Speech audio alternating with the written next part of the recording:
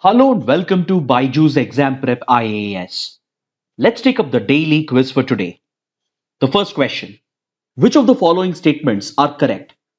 The ASEAN Digital Ministers Meeting is an annual meeting of telecom ministers of 10 ASEAN countries and ASEAN's dialogue partner countries. Recently, the ministers meeting approved the India-ASEAN Digital Work Plan 2022. Amongst the given statements, both the statements are correct. Option C is the right answer. See, we have taken up this topic because according to this press release from the Ministry of Communications, the second ASEAN Digital Ministers meeting has taken place yesterday. And during this meeting, the India-ASEAN Digital Work Plan 2022 has been approved. As you know, ASEAN is a regional grouping of Southeast Asia which consists of 10 Southeast Asian countries such as Brunei, Cambodia, Indonesia, Laos, Malaysia, Myanmar, Philippines, Singapore, Thailand, and Vietnam. The ASEAN is a very prominent political and economic grouping, and it has established a dialogue partnership with several major powers, including Australia, Canada, China, European Union, India, Japan, South Korea, New Zealand, Russia, UK, and the United States. These dialogue partners engage with ASEAN grouping on several key issues, and one of the sectors of cooperation is digital communication. For taking this initiative forward, the ASEAN Digital Ministers meeting is held every year, which brings together the telecom ministers of all these countries. This meeting seeks to strengthen regional digital cooperation and to promote digital inclusion and integration amongst the member countries. So as a part of this dialogue, the India-ASEAN Digital Work Plan 2022 has been approved by the ASEAN Group and by India, and this work plan will focus on combating the use of stolen and counterfeit mobile handsets, along with promotion of Wi-Fi access network interface for nationwide public interest and for capacity building and knowledge sharing in emerging areas of digital communication and ICT, such as Internet of Things, 5G, advanced satellite communication, cyber forensics, etc. This newly approved digital work plan will strengthen the ties between India and ASEAN to collaborate in the field of information and communication technology. Now let's look at the second question. Generally, a FTA or a free trade agreement between two countries covers which of the following areas? Trade in goods, trade in services, investments, intellectual property rights, sanitary and phytosanitary measures. All the given options are correct, and hence option D is the right answer. See, a free trade agreement between two countries is designed to reduce the barriers to trade in order to increase the bilateral trading volume. Such an agreement, which provides for free movement of goods and services, seeks to reduce both types of barriers to trade, which is tariff-based barriers and non-tariff barriers. Under tariff-based barriers, duties, that is custom and import duties and taxes, are brought down in order to facilitate the free movement of goods and services between the two countries. The agreement will also focus on non-tariff barriers in order to facilitate the smooth flow of investments, to resolve issues regarding intellectual property rights, and also to harmonize their respective competition laws and as well as labor and environmental standards. It also generally deals with biosecurity measures such as sanitary and phytosanitary measures, which are designed to prevent any biocontamination from biological imports, which could bring in harmful pests and pathogens to their country. So all these areas are generally addressed in a free trade agreement. Hence option D is the right answer. This question was taken up because according to this press release from the Ministry of Commerce and Industry, India and the United Kingdom have completed the first round of free trade negotiations, which seeks to promote trade in goods, trade in services, investments, intellectual property, customs and trade facilitation, sanitary and phytosanitary measures, other technical barriers to trade, competition laws, gender, geographical indicators and digital trade, etc. India and UK have fast-tracked the FTA negotiations to boost trade between them, as they represent the fifth and sixth largest economies in the world. Now let's look at the third question. Which of the following statements are correct?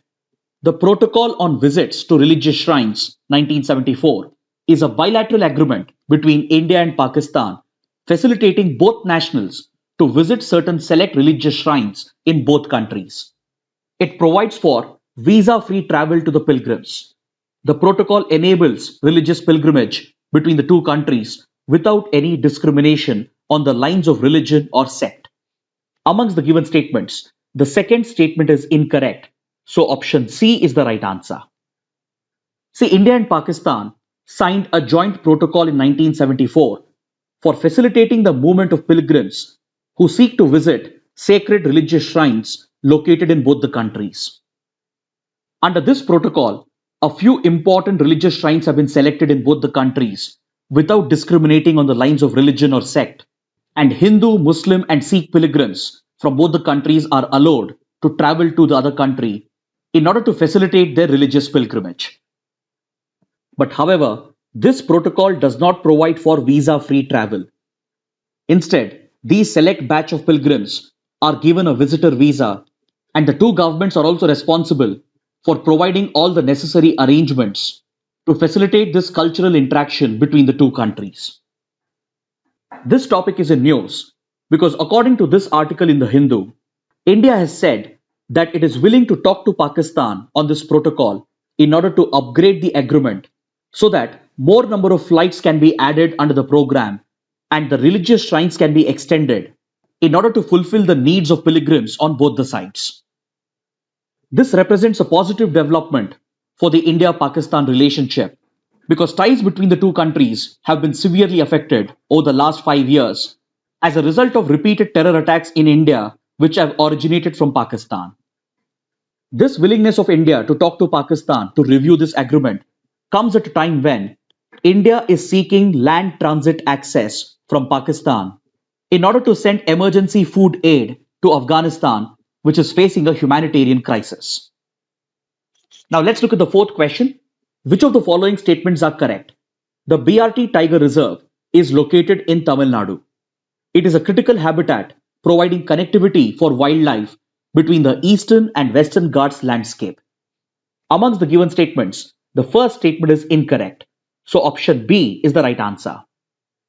See, BRT stands for Biligiri Ranganatha Temple, which is located in the Biligiri Ranga Hills, which is situated in the southwest part of Karnataka along the borders with Tamil Nadu. Here in the map, you can see the Nilgiri Biosphere Reserve, which includes critical protected areas such as Bandipur, Nagarhole, Mudumulai, etc. In the same stretch, you can find the BRT Wildlife Sanctuary, which has also been designated as a Tiger Reserve. And this entire middle stretch from BRT Tiger Reserve to Satyamangalam Forest Division represents a very important connectivity route for wildlife, which facilitates their movement between the Western Ghats and the Eastern Ghats. This topic was taken up because according to this article in the Hindu, the tiger enumeration exercise has begun at the BRT Tiger Reserve as a part of the All India Tiger Census, which is taken up once in every 4 years. Now let's take up a question from the 2019 Prelims paper. Consider the following statements. Petroleum and Natural Gas Regulatory Board is the first regulatory body set up by the Government of India. One of the tasks of PNGRB is to ensure competitive markets for gas. Appeals against the decisions of PNGRB go before the Appellate Tribunal for Electricity. Amongst the given statements, the first statement is incorrect, so option B is the right answer. See, PNGRB was established in 2006 through an act passed in the Parliament. So definitely, this can't be the first regulatory body of India. This is what makes the first statement incorrect. However, this regulatory body is responsible for ensuring competitive markets for gas. And as per the Act, any appeals against the decision of this regulatory body goes before the appellate tribunals for electricity. So the correct answer is option B, 2 and 3 only. Now coming to the fact of the day, let's talk about Swabhiman Anchal. This important region finds a mention in this article in the Hindu. So let's know a few important facts about this region. As you can see in this map, the Swabhiman Anchal region is located in the Malkangiri district of Odisha. Some of you might know that the Malkangiri district in Odisha has long been a stronghold of the Naxal movement, and the Swabhiman Anchal region in particular has been a stronghold for several decades for these left-wing extremists.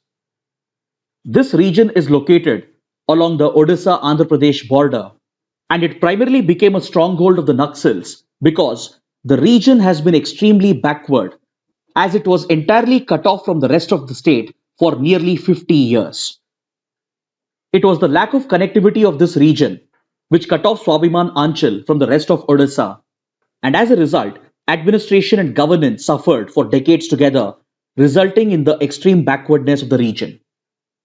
This made it a fertile ground for the Naxals to promote their ideology and even to turn Swabhiman Anchal into a strong base for their extremist activities. This region was so acutely cut off from the rest of the country that it was even referred to as the cut-off area. This happened because of the construction of the Balimela Dam, which was constructed between 1960s and 1970s.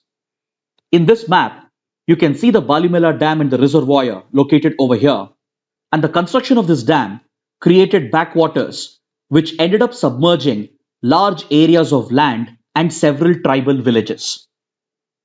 Amongst the affected tribal communities, just a few families were rehabilitated and compensated, whereas many other villages suffered from the neglect of the government.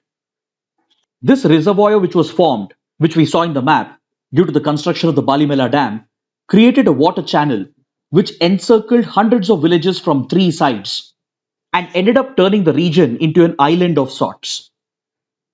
As a result, this region became waterlogged and lacked connectivity with the rest of the state, and the people had no access to mainland for several years. So this affected the ability of the administration to reach out to the region and provide basic services. It essentially erased the existence of this region, and as a result, the region fell behind the development curve and became a fertile ground for Naxal activities. Eventually, the government started a steamer and boat service, which became the only link between Swabhiman Anchal and the mainland. But before this could happen, the region was completely neglected by the administration for nearly 4 decades. But a major turning point came in 2018 when the government finally constructed a critical bridge across the Gurupriya River, which has become the sole connectivity for this region with the rest of the state. Since the construction of this bridge, connectivity has been established and the administration has been reaching out with better governance and better services. Recently, even a passenger bus service has been started over the bridge for the first time, thereby providing better access to the region and helping the local economy. With improvement in physical connectivity, even mobile connectivity has been extended, and this has brought about better development in the Swabhiman Anchal region, and it has played a critical role in tilting the balance in favor of the administration and the government, and has helped in containing Naxal influence in Swabhiman Anchal. With this, I would like to conclude the discussion for today. Thanks for watching.